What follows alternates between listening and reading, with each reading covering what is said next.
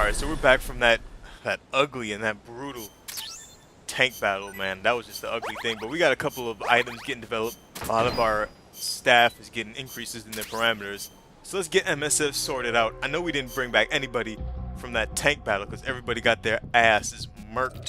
So let's get the guys that we do have set up. Alright, so we got these people. They're all commandos. Let's put them in that combat unit.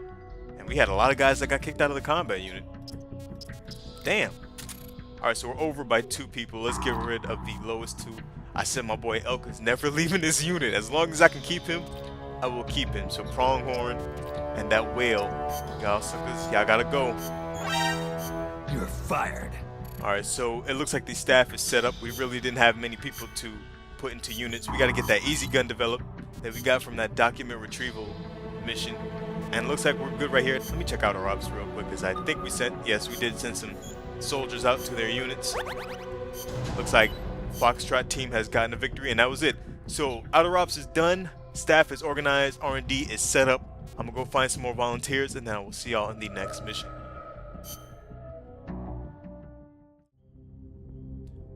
Alright, so we got another mission, the Marksmanship challenge. So let's do that. Commencing training mission. Missions like this are key to building up your basic skills. Be careful out there.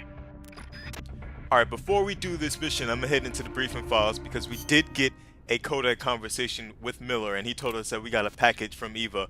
And that package from Eva is a message that tells us more about the boss and what she was doing in between the time where she left Jack, Big Boss, and the beginning of the virtuous mission. But before that, even before that, we want to go over a Strangelove simulation of her and the boss AI.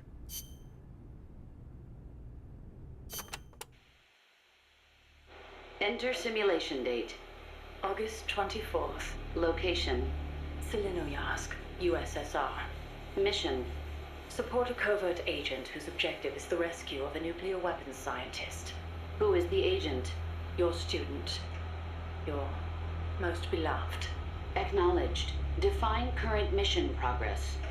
With your help, the agent has successfully made contact with the target.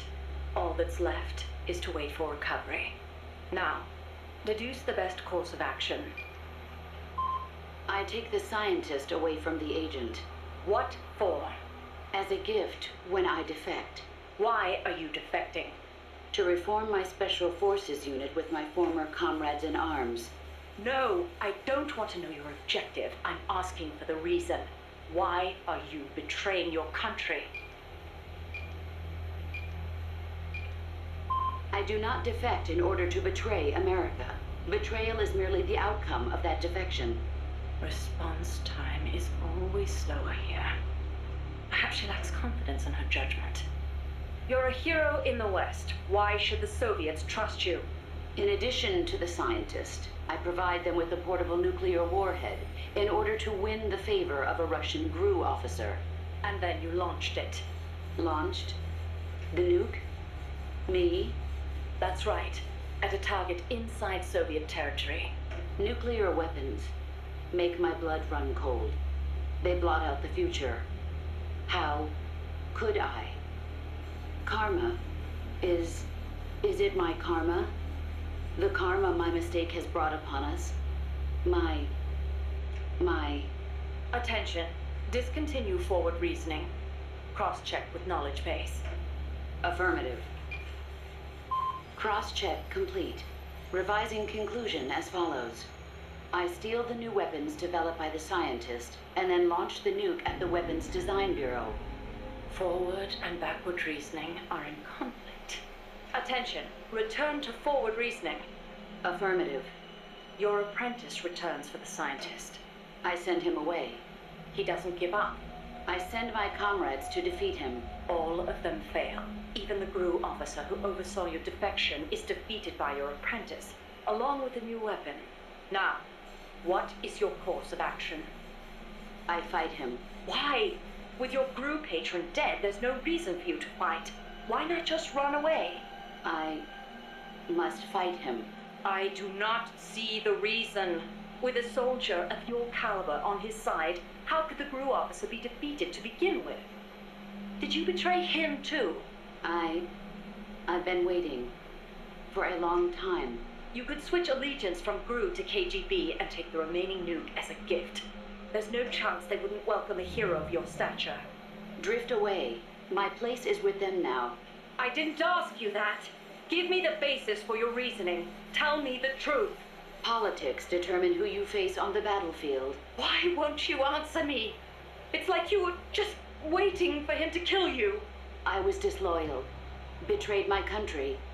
I deserve to die. How can you say that? You can't be a traitor. You're not that kind of person.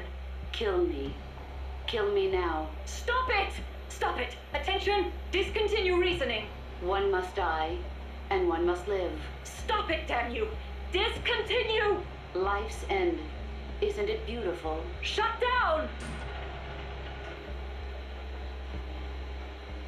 Always in the same place. Her reasoning goes haywire. Someone holds the key. Perhaps it's him. I'll get it out of him. One way or another. Alright, and right here is the boss's final mission. And Eva's debriefing is basically the same debriefing that we heard in Metal Gear Solid 3, the ending of Metal Gear Solid 3, and at the beginning of this walkthrough, when I put that there. So I'm not going to do that. But I am going to go through the message from Eva, and it's quite long. We have 7 sessions, and it's going to take a while for us to go through it, but it's imperative because it is the history of the boss and what she was doing, and it explains a lot about her character.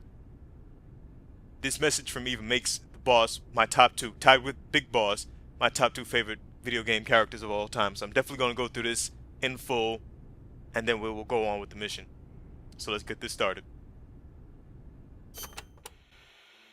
Hello, Snake.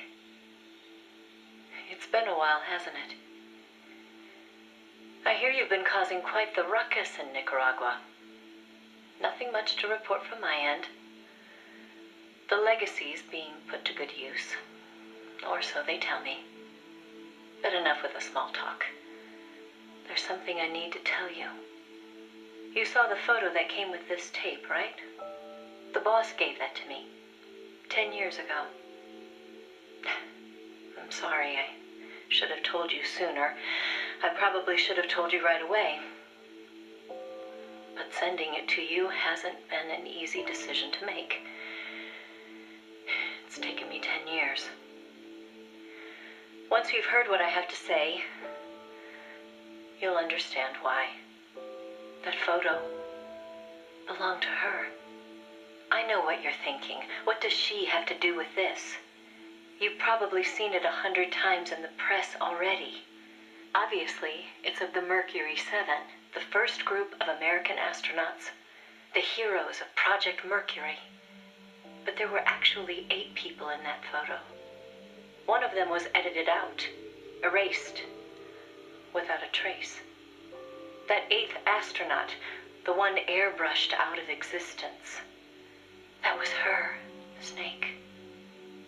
Now, why did they need to keep her existence a secret? What were they trying to hide? The answer goes back even further. 17 years ago. It was the height of the Cold War. The Eastern and Western blocs were racing to develop space technology to match their nuclear arsenals. In 1957, the Soviet Union launched Sputnik 1, the first artificial satellite. The Americans were stunned. They'd been led to believe their country led the world in science and technology. That shock quickly turned into fear. If the Russians had the know-how to launch a satellite into space, they could use it to launch a nuclear missile, too. Frantic, the U.S. threw everything it had into the space race. The following year, the Army succeeded in launching the first American satellite, Explorer 1. The National Aeronautics and Space Administration was established that fall, and Project Mercury with it. The goal was to send a man into space, and 7 men were chosen as pilot candidates. The media dubbed them the Mercury 7. They were immediately hailed as national heroes, icons of Western space exploration. But after Explorer, America suffered a series of failed rocket launches. Desperate, the government made a fateful decision. Unable to wait for its space program to mature, they'd steal the Soviets' technology, at the same time sabotaging their space program. You know better than anyone how hard a mission that was. The Soviet space program was shrouded in secrecy. Recovering that information would be no easy task. Using the help of an insider, they'd insert a sleeper agent into the research institute, or else recruit one of those insiders to do the job for them. And, if necessary, the mission leader would have to go in and sort things out themselves. Someone was needed with experience, knowledge, and superior intuition. And the only one for the job was the boss.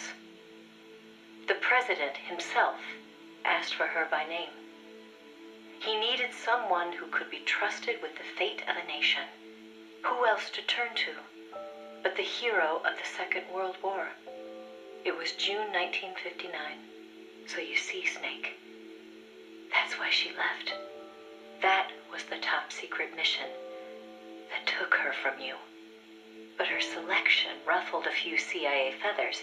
They didn't appreciate the president going over their head like that. The mission was tough enough already, and now the CIA was dragging its feet. She couldn't get anything out of them. No manpower, no information. Left to her own devices, the boss made a decision she knew would come back to haunt her. She decided to tap into the Philosopher's Network. And that's when the wheels of fate began to turn. The Philosophers were a secret society of power brokers formed in a pact between the US, Russia, and China in the early 20th century. Of course, by that time, the American and Soviet branches had already parted ways. But there were those among the remaining Russian philosophers not entirely happy with the one-party communist state. The boss reached out to them. She arranged clandestine meetings in Berlin, hoping to find a way into OKB-1, the Soviets' premier design bureau. She worked tirelessly to win their sympathy, in some instances using huge sums of cash, in others by helping them over the Berlin Wall. It was a dangerous game to be playing. The Philosophers had everything on her, and not just information either. She'd given birth to a child on the battlefield, only to have them immediately snatch it away. I know she told you that story. If that child was in the hands of the Soviet philosophers, she'd be putting more than just herself in danger. But she did what she had to do. At the time, the Soviet Union was believed to have an arsenal of missiles far greater than that of the United States. If that proved to be the case, Moscow would be free from the yoke of nuclear deterrence, raising the possibility that the Soviets might actually launch nukes if they felt it necessary. As you know, the so-called missile gap turned out to be a Soviet bluff. Moscow had gone to incredible lengths to perpetuate the lie. In fact, the whole space race was really just a part of an elaborate ruse. Only we didn't know that at the time.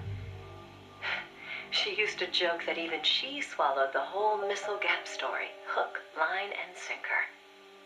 She put her life on the line, for the sake of her country, to prevent nuclear war. And it was because of her sacrificial efforts that America succeeded in placing a sleeper agent inside OKB-1. NASA began to receive huge volumes of technical data from the Soviet program. By the end of 1959, they'd succeeded in sending a chimpanzee named Sam on a ballistic rocket flight. The rocket never left the atmosphere. But all the same, it was a huge success for NASA, restoring confidence in its technology. Then, just when the operation was starting to produce results, the CIA came calling. "You're a war hero," they said. "No need for you to dirty your hands with this sort of black ops. We'll take it from here." In effect, they wanted to reap the rewards for themselves. But the boss didn't object. "My part is over," she said. "I don't care what you do with the data now." It seemed as if NASA was making great strides toward manned spaceflight, while the Russians lagged behind. They even got a report from their mole at OKB-1. The safe return of Sam has sent our scientists into a panic, he said. Soon afterward, the Soviet Union sent an animal of its own into space on Sputnik 2, the dog Kudryavka, better known to the world as Laika. But Laika was fated never to return to Earth. The U.S. can recover its spacecraft from the ocean upon re-entry. But the Soviet Union only borders the frozen Arctic. They had to bring their spacecraft down on land. How could they soften the impact enough to bring a living creature back safely? The agent reported that the Soviets hadn't yet found a solution to that problem. The plot to sabotage the Soviet space program seemed to be working, too. First, they tampered with Sputnik 4's re-entry. Then, 2 months later, one of their rockets exploded on the launch pad. They did manage to send 2 dogs into orbit aboard Sputnik 5 and return them safely to Earth. But the agent dismissed it as a fluke. Dogs, sure, but humans? They didn't have the technology. Everybody believed it. Everybody was complacent. Everybody. Except the boss. There was something about the Sputnik 5 schematics they were getting that didn't seem right. Some kind of ejection device on the capsule that didn't quite belong. She couldn't figure out the reason why it was there. What was it supposed to eject? NASA shrugged off her concerns. They figured it was probably meant to eject the flight recorder in case of an accident. The boss pleaded with them to investigate, but the CIA wasn't having it. They probably thought she was trying to reclaim some of the glory for herself. The boss wouldn't give up. She decided to head to the Soviet Union herself, alone, without any backing from the CIA. By the beginning of the next year, 1961, she'd succeeded in infiltrating OKB-1. That's when she saw the truth, for the first time.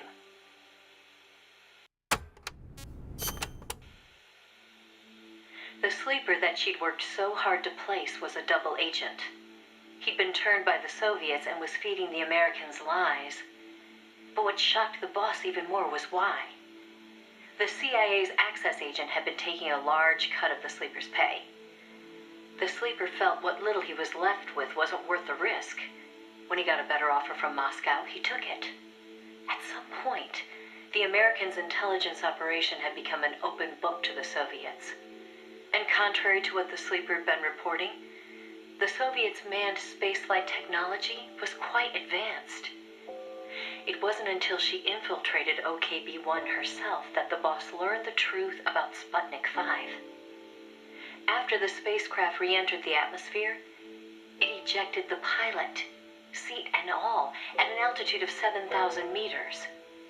It was the Soviet solution to the problem of land recovery. The mystery device attached to Sputnik 5 was for that purpose. The pilot would parachute down from that high altitude wearing a bulky spacesuit. Crazy, I know. The Soviets knew exactly how dangerous it was, of course. So much so that they gave Yuri Gagarin, the first man in space, a special 2-rank promotion before re-entry. Only Moscow could come up with this kind of plan. With total state control over information, they could easily pretend it never happened in the event of a failure. The boss passed the info on to NASA. It was their worst nightmare. The glory of mankind's first spaceflight was about to be stolen from them by the Soviet Union. It was Sputnik all over again. And the CIA was caught no less off guard. Their ineptitude had caused the fiasco in the first place. The Soviets' deception was brilliant. They'd woven a masterful tapestry of truth and fiction to convince the Americans their intelligence operations were proceeding as planned. No one but the boss could have seen through it. It was obvious the Soviets had some gifted minds working on their side.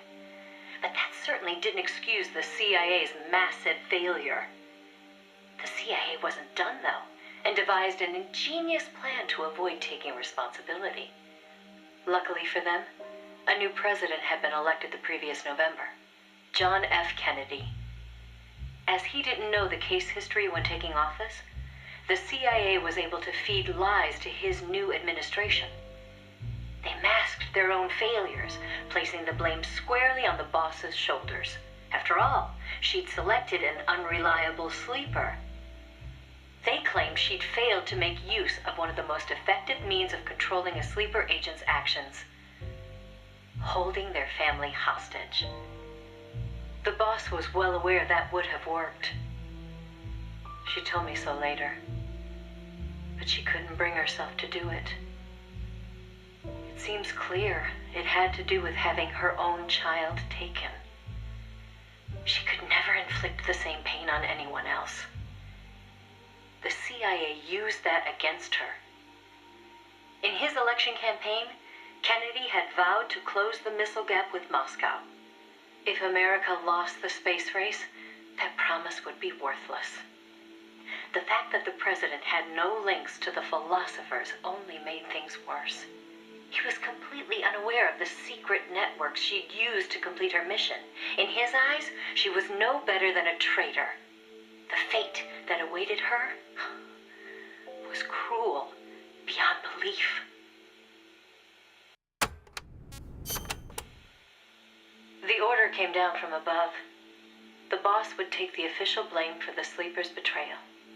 More so, she'd serve as the guinea pig for NASA's manned spaceflight program. By then, NASA had gotten as far as sending a chimp named Ham into space. Now came a whole battery of ground tests to pave the way for a human to take its place.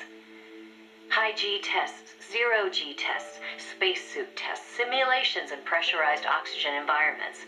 Some of the tests were highly dangerous, too dangerous for the Mercury 7, who were by then already media darlings. So the boss was made to stand in for them. She could have refused the order, argued her side of the story against the CIA, but she didn't. The way she saw it, her military experience made her a potentially valuable asset to those tests. She felt it was her duty to accept. She soon proved herself right. The boss was more than just a guinea pig. She drew on her experience to give the staff focused advice exactly where it was needed.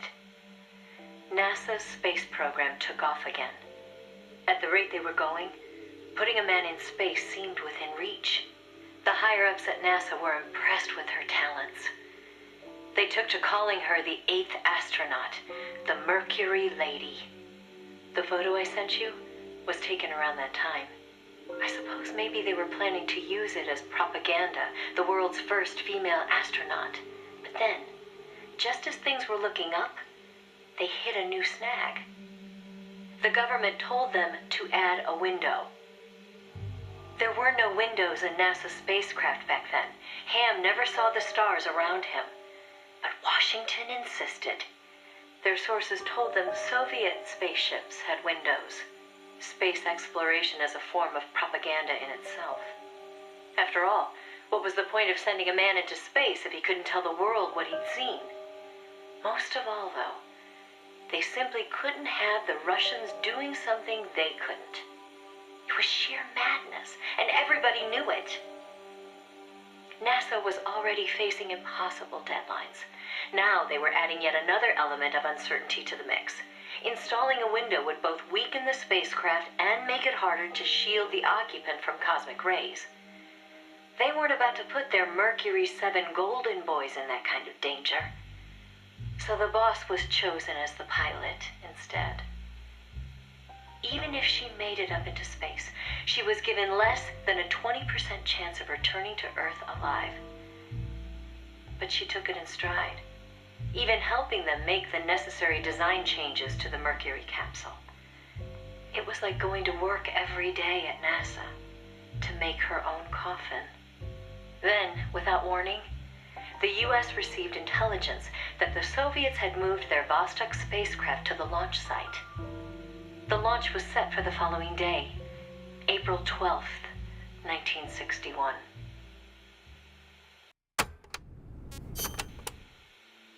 America couldn't let the Soviets beat them with Vostok. NASA was forced to cut short the testing process and move the launch date up. They pulled out all the stops to get it scheduled for the earliest hours of the next day. The spacecraft would be launched from Cape Canaveral in the dead of night. For the flight path, they chose a course that would take her as far east as possible. She'd be able to see the Earth in daylight from the window, at least for a little while. The boss climbed into the Mercury capsule, having completed less than 80% of the regular flight procedures. Both the timing and the flight path were risky, and testing was far from complete. But NASA had no other choice. The boss, for her part, never expected to come home alive. She was going on a one-way trip, the American version of Laika the dog. And yet she went all the same. "Someone has to be first," she said. "If fate has chosen me, then I accept, for my country, for the balance of the world." That's how she saw things. My chances may be slim, but I'll take them. I've accepted my fate. If anyone can get through this, I can. Then, on April 12th at 1:30 in the morning, the boss entered space. It was nothing short of a miracle. First, that she'd made it in an incomplete spacecraft. And second, that her flight coincided almost exactly with Gagarin's. As the sun rose over the horizon, and cosmic rays began to bombard her through the window, she saw the Earth. I think you've heard the story before. It was a world without borders, a perfect jewel. All nations, all ideologies. They seemed so far away. It almost made her laugh, knowing that they'd risked so much to beat the Soviets by a few short minutes. If she'd seen Vostok from her window, she probably would have waved. But the two spacecraft were destined for very different fates. Gagarin circled the Earth and returned to the Soviet Union, safe and sound. The Mercury capsule, on the other hand, deviated from its planned re-entry angle. The addition of a window had thrown the capsule's aerodynamics off balance. The boss's coffin veered wildly off course and began to plunge earthward. The course deviation caused the capsule to miss its splashdown point by a wide margin. It didn't have enough time to decelerate before crashing into the sea. The force of the impact shattered the spacecraft before it started to sink like a stone. The boss used the last of her strength to escape to the surface. Her body was covered in bruises and scorched by radiation. It was a miracle she was still alive. She slipped into a coma and didn't regain consciousness for 6 months. To some, what was worst of all was that she had lost the space race to Gagarin by only a few minutes. That aside, it should have been a proud day for America. Its first manned spaceflight. Sadly, her accomplishment was kept out of the history books. An attempt to save face by Washington. In contrast to Gagarin's orbital flight, America had only managed a ballistic trajectory. Her flight time was much shorter, too. And most importantly, the Soviets had brought back both spacecraft and pilot safely. NASA couldn't even conjure up a half-hearted tale of heroic survival. The coup de grace, though, was the Soviet propaganda campaign that kicked into gear after the flight. The Earth was blue. Those were the words of Gagarin on his return, and the whole world was listening. In the blink of an eye, Gagarin was an international celebrity, earning accolades from every corner. It was a PR coup for the Soviet Union. Meanwhile, Washington could only grit its teeth in silence. They decided there was no value in making the boss's flight public, that it would only make matters worse. So they buried it instead, labeling it a dark mission. NASA and the CIA did everything in their power to erase all traces of the boss from Project Mercury. The result was the photo you see before you. Not a bad job, huh? Not only did they expunge her flight from the records, they denied that she ever existed. And that wasn't the end of it. As an alibi, the military claimed she'd taken part in the CIA's botched Bay of Pigs plot to take back Cuba. And when the boss was finally well enough to return to service, they wouldn't take her back. She was forced to go underground. In the public eye, the boss was still a hero of World War II. In reality, though, she was anything but that. She was a non-person, fit only for the blackest of black ops. In effect, she may as well have been dead. Gagarin went on a worldwide tour in front of millions of adoring fans. The boss, meanwhile, was a walking secret, unable to breathe a word about her experience. The authorities in Washington had this to say: "Why are you still here? If only you'd had the decency to give us a nice quote like Gagarin and then die an honorable death, you'd have gone down as a hero." 3 weeks later, on May 5th, Alan Shepard, one of the Mercury 7, made his own ballistic flight. They sure didn't try to cover up his achievement. Of course, he owed his success to the lessons learned from the boss's tragedy. Before sending Gagarin up into space, the Soviets had used a mannequin called Ivan Ivanovich to test the landing procedure, which would make the boss America's version of a crash test dummy. But she didn't care. "I'm happy to be the dummy," she said, "if it'll help the project succeed. Nothing would give me greater satisfaction." And that still wasn't the end of it. The boss had worked through the anti-Moscow faction of the Soviet Union's philosophers to place the sleeper agent, and at some point, the Soviets found out about it. Yet the Americans remained oblivious to the end. Even the philosopher network the boss plugged into never tipped them off to the double cross. That could only mean one of two things. Either the pro-Moscow philosophers had intervened, or the anti-Moscow philosophers had been turned. Either way, it was a situation their American counterparts couldn't stand. To preserve the philosopher's good name, and to repay her debt, so to speak, the boss once again made her way into the Soviet Union. There, she found herself face to face with the Soviets' own agent.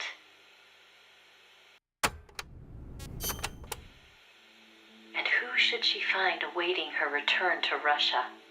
The one who'd turned her sleeper against her, who'd fed them lies all this time. It was her former comrade in arms, the father of her child, the man known as the Sorrow.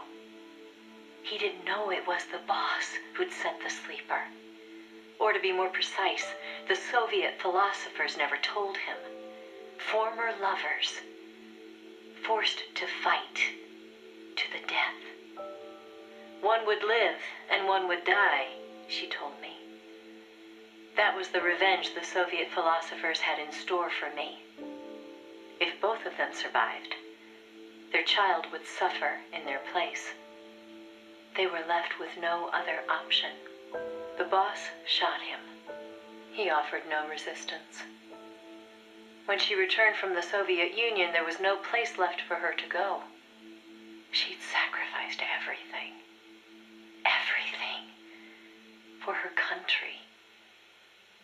And in return, they treated her like a dead woman. She was made a scapegoat for no good reason. Only because power had changed hands in Washington. Any lesser being would have long since cracked. It was then that one of her old SAS comrades reached out to her, Major Zero, and so Fox was born. She undertook a mission that, well, you should know better than anybody. You are a part of it. 20 days after Shepard's flight, President Kennedy announced that America would put a man on the moon. Without the intelligence the boss obtained, America's space program would never have caught up. Armstrong and Aldrin might never have walked on the moon, but the Americans' gain had cost the boss her health, her honor, and the man she loved. The word tragedy doesn't even begin to describe what she endured. The Soviets continued their manned space flights, and in 1963, Valentina Tereshkova became the so-called first woman in space. It's said they took their cue from NASA's long-buried Mercury Lady project. And so that, Snake, is the mission that kept her away from you for so long. Now, I know what you're thinking. Why not use me as her agent? She knew I'd never even think of betraying her. I think it's because she didn't want to drag you into it. She probably knew what was going to happen. To complete the mission, she'd have to turn to the philosophers, and once she did that, whatever came of it, there'd be a price to pay. No one understood that better than her. So please, Snake, let it go. When she gave me the photo, she left me to decide whether or not to pass it along to you. I know she was torn about it, just as I was. She knew you'd probably blame yourself. Why did she hold on to it for so long? That, I can't say. To remind her of how much it hurt to be erased. She wasn't that kind of person. No. I think she meant it to be a message to you. She had her identity, her life, taken away. But she wanted you, of all people, to know the truth. Snake, you've probably already figured this out, but it's no accident that I'm only now sending you something I've withheld for so long. A little bird tells me you recently made a big decision. You and the boss are different people. I understand that. And I'm not trying to second guess you. I simply wanted you to know what she saw, how she felt. That's all. Keep it with you, Snake. Keep it deep inside. Don't ever forget the path she took. Because you and I are the only people on this earth who know the truth. Boss, I'm sorry, but I can't. Alright, so that was the story of Boss, the mission that took her away from Big Boss, or Naked Snake back then. And we see that Big Boss, he already made up his mind. He already made up his mind that he's not going to live his life the way that the boss lived her life. Stealth. She was used and abused by her government and the philosophers, and betrayed by both those organizations, and Big Boss is determined not to suffer the same fate as she had.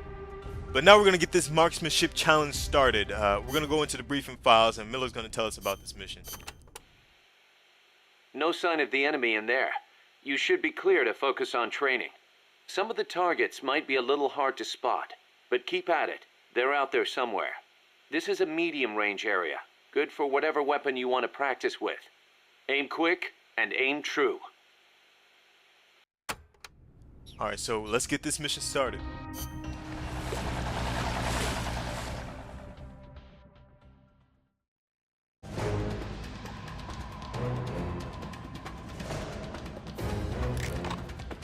Hit the targets as fast and as accurately as you can. So listening to that codec conversation between Eva, or that message from Eva, it just reminds me that Big Boss's storyline, I used to think was the saddest storyline in all the Metal Gear series. I used to at first think it was Solid Snake's storyline that was the saddest because he was forced by his government, or really the Patriots, to kill his father because he had abandoned the Patriots. Then you look at Big Boss's storyline where he was used by his government to kill his mentor that was forced to defect from her country by that government, and then he was forced to kill his mentor. But then you listen to that story and that account from Eva and from Strangelove, and you hear the terrible way that the US government betrayed the boss and used the boss. And that is the saddest story I've ever heard in my life, man. You see the strength and you see the characterization that Kojima is going for the boss, and you see how much of a strong character she is. And I was really a fan of the boss when I first played Metal Gear Solid 3, and I first learned of her betrayal, or how the government betrayed her. But then you come in to play Peace Walker, and you listen to these extra briefing files, and you realize that, damn, this woman was really abused right here. And it just makes you feel for the boss. I don't know how you could do anything but feel for the boss. Let's take these last targets out. And that's exactly what made the boss my favorite character, well, tied with Big Boss as my favorite character in the Metal Gear series and in all of gaming, period. So let's get these last targets up here, and hopefully we can get this S rank. Gotta move over to get these last two suckers, and we should be able to get up out of here. Got all headshots. Head for the recovery zone. We'll pick you up there.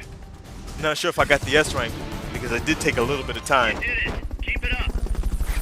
But we definitely did get all headshots. And that Marksmanship challenge, mission 008, is complete. Alright, so they gave it to me. Give me that S rank, baby. All headshots. Like I said before in the previous Marksmanship challenges, that's what you got to do to get your highest target points. And that's how you get that S rank, getting those headshots.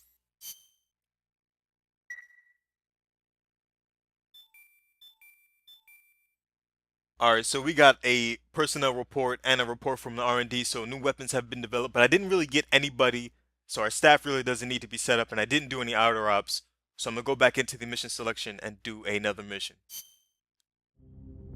Alright, so the next mission, one shot, has been opened up. Let's get this one started. Let's get this mission started. Complete the mission and proceed to the Fulton recovery point so we can get you back alive and well. Good luck out there. Alright, Miller should have some briefing for us on this mission. A real veteran ought to be able to take out multiple enemies with a single bullet. Not by shooting them, but by using it to set off an explosion. Find something flammable, like a gasoline drum, or an unmanned weapon with a full fuel tank. Then shoot it and blow it up. And make sure it takes a few enemies with it. Alright, so I actually am going to set up. They already give you an assigned mission, but I do want to use a different soldier. I want to use Miss Terrier, because her skills are up there. And we already have the M16 equipped, but we don't really need that. We could go into this mission with nothing equipped. But let's get this started.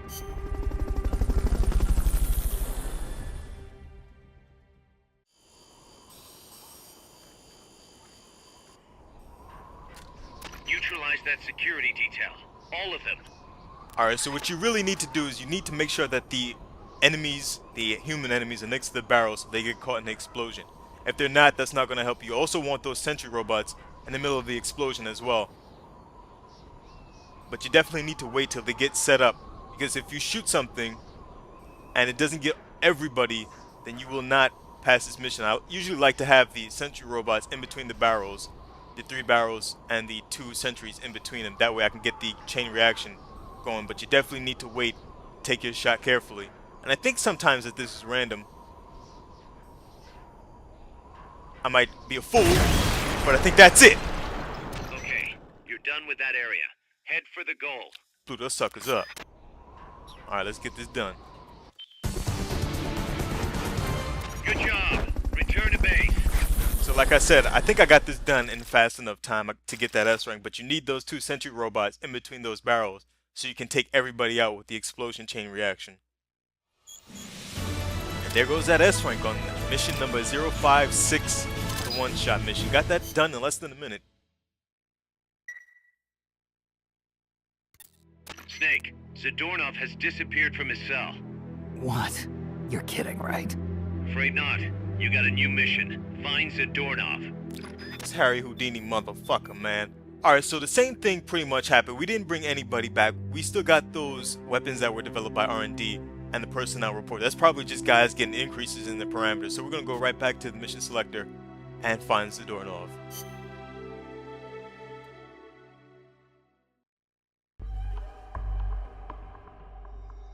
Alright, Zadorov, search mission number 3. Let's get this started. Snake, Zadorov's disappeared from his cell again. Find him. Alright, so this is a main op. You gotta use Big Boss. I want to make sure he's set up properly. It looks like he is.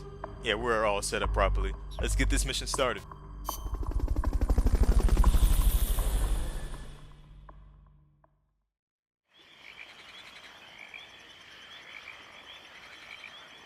Find Zadorov and bring him back here with Fulton Recovery. Alright, so this is another mission in that area that we came the first time to get to Strangelove's AI lab. But I'm going to put the MVGs on so I can notice where these guys are, because I kind of forgot. I forgot their positionings. And as you can see, every time we come into these areas, these jungle areas, we always got high-level intel guys. Fulton Recovery subject confirmed onboard helicopter. Ooh, you ain't seen nothing, boy. You ain't seen nothing. Usually this guy is right here behind this tree. Now, we got a guy hiding on his nutsack trying to get me spotted, and we got a guy behind this tree. So let's walk up on him. I didn't even check to see that guy's skills. I might have just kidnapped a bum. Fulton Recovery helicopter is complete. I'll take you with your C rank. Alright, let's continue on. Let's get into this extra area. Selva de la Leche in the hillside. So this mission has a lot of different areas that he can possibly be in, Mr. Zadorov. I think we can go all the way up into the area before the AI lab, or what used to be the AI lab. Scan this area, see where the funky suckers are at. Look at them hiding. Like I ain't gonna see it. Like you ain't gonna get spotted and taken out. C rank, I'll take you, baby. I'll take you. I also gotta be careful about leaving some Fultons so I can get some prisoners in this area. We got one guy over here. And let's see if we got anybody over here by this tree. There we do. Look at this boy. Lying in wait. You little sucker. This boy's a camper. Glad you got those skills though. Fool. Alright, let's see if you got those skills. B rank. Look at these boys. I'm gonna have a high-ass intel team. You can also farm this mission. You can do this mission repeatedly if you have a really low intel team rank. Fulton Recovery helicopter is complete. You can always do these missions again and again, and the same guys will be here in these spots. So if you need a higher level intel team, you can come back here, kidnap these same B ranks, and get your intel team very high. Probably what I should have done a long time ago to get some higher level weapons. But I really don't like farming. That's why I don't like playing RPG games. So we got a prisoner right here. We'll take him. He doesn't deserve to be a damn prisoner in the damn woods somewhere. I don't know who the hell kidnapped him and put him here, but there's nobody else in this area. Zadorov might be in this area, hide up against a tree. So I'm kind of blind, so I'm gonna put the MVGs on. He could be anywhere in this area. I've caught him a lot of times just hiding up against a tree like he ain't got no damn sense. But it doesn't look like he's up in here this time, so we'll move on to another area. And that's the problem with some of these main ops later on in the mission, is because you want to use the channelers now that you have them to see all the items and the prisoners in these areas, but you can't use them. You can only use Snake on these first time playthroughs. But like I said again, you can always come through these missions multiple times to farm getting high level soldiers, or to come back and get missing prisoners or weapon design specs, item design specs, whatever you want to come and get and try to farm. That's what you can do by playing these missions over and over again. Let's see if these boys got the skills. That pay, you ain't got shit. You a D rank, you a bum. You take your nap. Take your nap. I think that's like the catchphrase for this walkthrough. It's me telling people to take their naps. Take your nap. Big Boss is handing out them naps. Like schoolgirls hand out them fucking cookies. Them delicious ass cookies. The oatmeal raisin cookies. Those oatmeal raisin cookies are the bomb. Those Girl Scout cookies. Fucking delicious. I'm sitting here, it's fucking 12 a.m. drooling and shit. Hungry like a mother. Hungry like a mother. Alright, let's see where these suckers are at. How many Fultons we have? We have 4 more Fultons. and another area to go. And we still need a Fulton to get rid of Zadorov. Gotta be careful. We got one enemy on the ground. I saw his punk ass. Is somebody there? Nah, you ain't seen nothing. You ain't seen Nothing. That's right, you ain't seen nothing. Take your nap, sucker. Alright, we got these rations. I'll take that. Oh, we got another dude. Why y'all boys so sneaky? Take your nap. Let's see if you got anything. Ooh, got those skills. Got those skills. C rank. I'm gonna be kind of careful with these C ranks, because I do need to save a Fulton for Zadorov. Fulton recovery subject confirmed onboard helicopter. And I'm not exactly sure how many prisoners we have left, but I will take a B rank. So I think I'll leave that C rank. We got 2 more left, so we'll save these 2 just in case we have a prisoner. And we need 1 for Zadorov. And I think, because I haven't seen him, unless I passed him by, I'll take these bullets. Unless I passed him by, he should be in the last area, the Ruinas de Quetzalcoatl. Hopefully he's in there. Otherwise, I missed his ass and we gotta backtrack.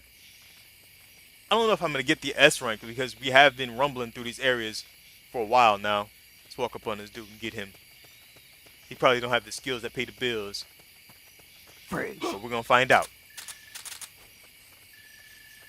Oh, you're a D rank. Sit your ass right there. You take your nap. You ain't sleeping, but you know what I mean, sucker. You know what I mean. Right in your booty. Man, I tried to hit him in the booty, get that 1 hit. Knockout. I think there's a guy right back here. Nope. He's over this side. Being a fool. Take your nap. Take it. There you go. Little sucker. Oh, we got a guy right here. I think I see Zadorov. Take your nap. Right in the booty. Right in the booty. Look at this stupid motherfucker. Get your ass up off the wall and you need to talk. Oh, he choked out. Like a bitch. Everybody else I can get like 5 seconds of choking Try on him. using Fulton recovery on him.